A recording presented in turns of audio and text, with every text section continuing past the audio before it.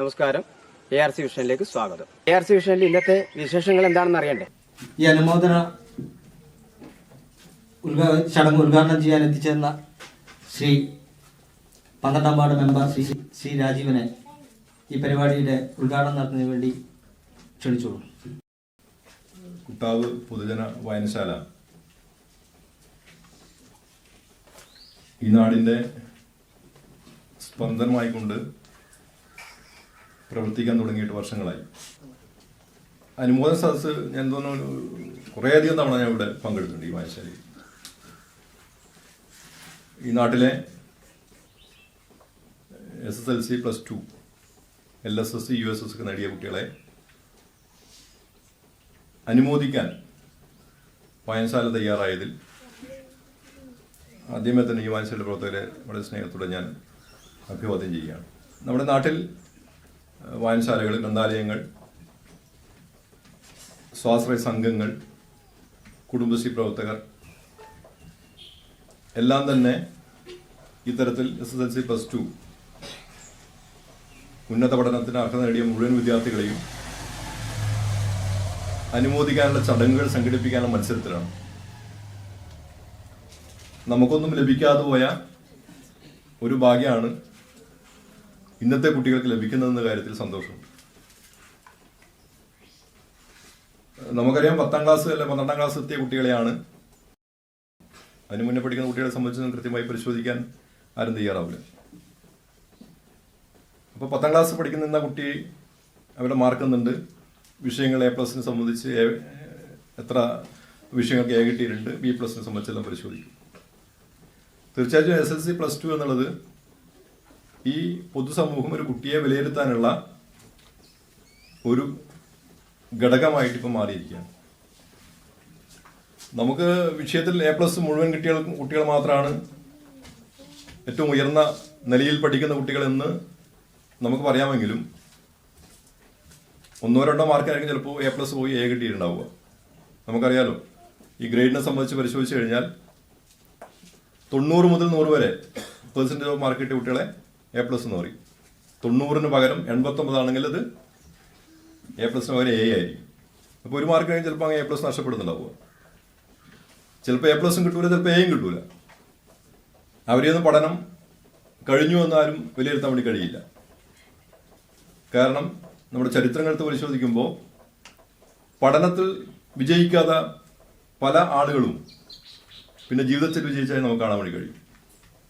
ഇപ്പോൾ A+ കിട്ടിയാലും A കിട്ടിയാലും B+ കിട്ടിയാലും B കിട്ടിയാലും നിങ്ങൾക്കെല്ലാവർക്കും ഈ സമൂഹത്തിൽ ഉയർന്ന സ്ഥാനങ്ങളിലേക്ക് എത്താൻ സാധിക്കത്തക്ക രീതിയിലേക്കുള്ള പ്രവർത്തനങ്ങൾ കാഴ്ചവെക്കാൻ കഴിവുള്ളവരാണ് എന്ന് തന്നെ ഇവിടെ സൂചിപ്പിക്കാൻ ആഗ്രഹിക്കുകയാണ്.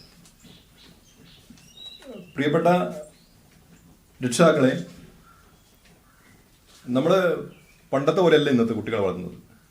നമ്മളെല്ലാം പഠിക്കുന്ന സമയത്ത് നമ്മുടെ പഠനത്തെക്കുറിച്ച് ചിന്തിക്കാനോ ആലോചിക്കാനോ പൊതുവെ രക്ഷിതാക്കൾ തയ്യാറാവില്ല, നമ്മളെല്ലാം പഠിക്കുന്ന സമയത്തല്ല.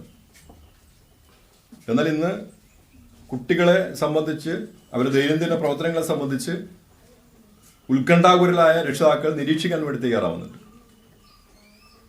നമ്മൾ ശ്രദ്ധിക്കുന്ന ഒരു കാര്യം, ഇന്നത്തെ സമൂഹത്തിൽ നിർഭാഗ്യവശാൽ ചതിക്കുഴിയിലേക്ക് അകപ്പെടാനുള്ള സാധ്യതകൾ വളരെയേറെ വർദ്ധിച്ചു വരുന്നതായിട്ട് നമുക്ക് കാണാൻ വേണ്ടി കഴിയുന്നുണ്ട്.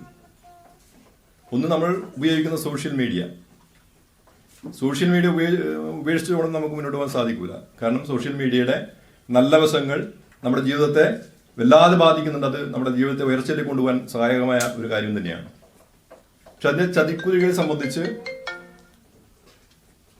മനസ്സിലാക്കാൻ, അതിന്റെ ഭീകരതയെക്കുറിച്ച് പറഞ്ഞ് മനസ്സിലാക്കാൻ രക്ഷിതാക്കളും അതോടൊപ്പം തന്നെ കുട്ടികളും അതിന്റെ കാര്യങ്ങൾ മനസ്സിലാക്കാൻ വേണ്ടി തയ്യാറാവണം. രണ്ടാമത്തെ ഏറ്റവും വലിയ പ്രശ്നമാണ് നമ്മളിപ്പം ഇന്നത്തെ കാലത്ത് നമ്മളെല്ലാം ചർച്ച ചെയ്യുന്ന ലഹരിയുടെ ഉപയോഗത്തെ സംബന്ധിച്ച്.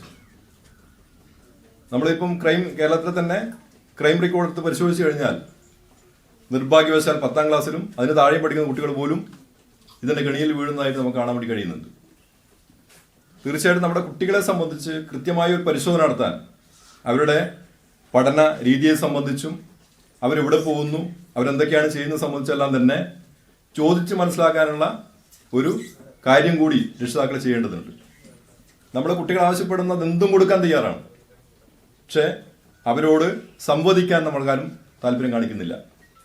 പൊതുവെ എത്ര ചെറിയ കുട്ടികളാലും LP സ്കൂൾ UP സ്കൂളിലും വന്നു കഴിഞ്ഞ് അവരുടെ സ്കൂൾ വിശേഷം നമ്മളോട് പറയുമ്പോൾ പൊതുവെ ആണുങ്ങളായ നമ്മളൊന്നും അത് കേൾക്കാൻ വേണ്ടി പോലും തയ്യാറാവില്ല. കുറച്ചങ്ങ് തയ്യാറാവും ചിലപ്പോൾ അമ്മയായിരിക്കും. അമ്മക്ക് കുറച്ചും കൂടി പറയുമ്പോൾ പിന്നെ ദേഷ്യം വരും. അപ്പോൾ തീർച്ചയായിട്ടും കുട്ടികളുമായി ഒരു സംവദിക്കാനുള്ള ശീലം നമ്മൾ ഉണ്ടായിക്കഴിഞ്ഞാൽ ഉറപ്പായിട്ട് ആ കുട്ടി വഴിതെറ്റില്ല. കുട്ടി വഴിതെറ്റുന്നതിന് ഒരു കാരണം ഒന്ന്, നമ്മൾ കുട്ടിയുമായിട്ട് സംവദിക്കാനുള്ള താല്പര്യം കാണിക്കാത്ത ഒരു പ്രശ്നമാണ്.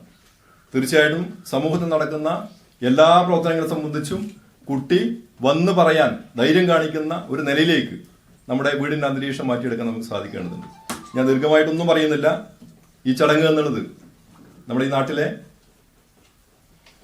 ഈ കുട്ടാപൂജന വായനശാല എല്ലാ വർഷവും നടത്തുന്ന പോലെ തന്നെ ഇത്തവണയും ഈ നാട്ടിലെ കുട്ടികളെ അനുമോദിക്കുന്ന ഒരു ചടങ്ങാണ് ഇത്. ഈ നാട്ടിലെ SSLC +2 വിജയികളെയും LSS നേടിയ കുട്ടികളെല്ലാം തന്നെ ഈ വായനശാലയ്ക്ക് വേണ്ടിയിട്ടും ഈ നാടിന് വേണ്ടിയും വളരെ സ്നേഹത്തോടെ അഭിവാദം ചെയ്തുകൊണ്ട് ഈ കുട്ടികളെല്ലാം ഒരിക്കൽ കൂടി അനുമോദിച്ചുകൊണ്ട് ഈ ചടങ്ങ് ഉദ്ഘാടനം ചെയ്ത് അറിയിച്ചുകൊണ്ട് ഞാൻ അവസാനിപ്പിക്കുന്നു. വിജയികൾക്കുള്ള ഉപഹാര സമർപ്പണമാണ്. ഉപഹാര സമർപ്പണത്തിന് വേണ്ടി നമ്മുടെ ക്ഷണം ഏറ്റു വാങ്ങി ഇവിടെ എത്തിച്ചേർന്നിട്ടുള്ളത് നമ്മുടെ ബഹുമാനപ്പെട്ട ശ്രീധരൻ മാസ്റ്ററാണ്. അക്ഷയക്ക് വേണ്ടിയിട്ട്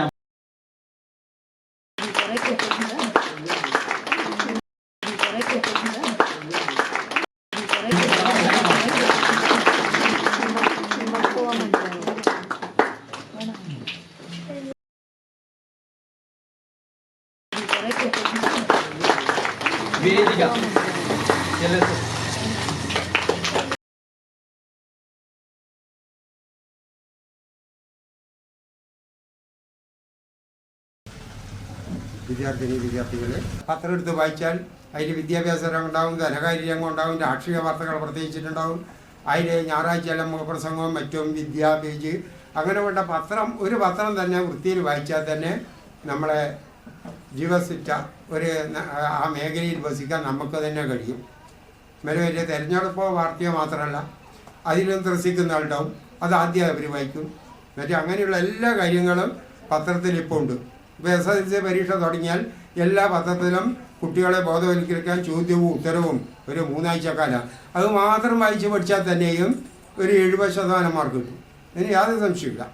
ആ ക്ലാസ്സിൽ തന്നെ നോട്ട് വായിക്കേണ്ടത് മാത്രം വായിച്ചാൽ അങ്ങനെയുള്ള ചോദ്യങ്ങളാണ് കാണാറുണ്ട്. പിന്നെ ചില കുട്ടികൾ 8ാം ക്ലാസ് മുതൽ ഓരോ കൊല്ലം വരുന്ന അത് രക്ഷിതാക്കളെ പ്രേരണയോടായിരിക്കും. ഓരോ കൊല്ലം വരുന്ന ചോദ്യങ്ങൾ മുറിച്ച് വെച്ചിട്ട് അതൊരു ബുക്ക് പോലെ ആക്കി വെച്ചിട്ട് വായിക്കുന്ന കുട്ടികളുണ്ട്. ഈ പത്രത്തിൽ വരുന്ന ഈ SSLC പരീക്ഷയ്ക്ക് വരുന്നതിന് മുമ്പ് 3 ആഴ്ച SSLC നമുക്ക് ഒന്നിച്ചെഴുതാമെന്ന് പറഞ്ഞിട്ട് എല്ലാ പേപ്പറുകളും വിദ്യാപേജിൽ കൊടുക്കാറുണ്ട്. അത് ഒരു ദിവസം കണക്കായിരിക്കും, ഒരു ദിവസം സാമൂഹിക മലയാളമായിരിക്കും, ഇംഗ്ലീഷായിരിക്കും, ഹിന്ദി ആയിരിക്കും, അങ്ങനെയുള്ള രീതിയാണ്. അപ്പോൾ അത്രയും നല്ല മെച്ചപ്പെട്ട രീതിയിൽ വിദ്യാഭ്യാസം ഒന്ന് ആർജിക്കാൻ ഈ നമ്മുടെ പത്രമാധ്യമങ്ങളും ഇങ്ങനെയുള്ള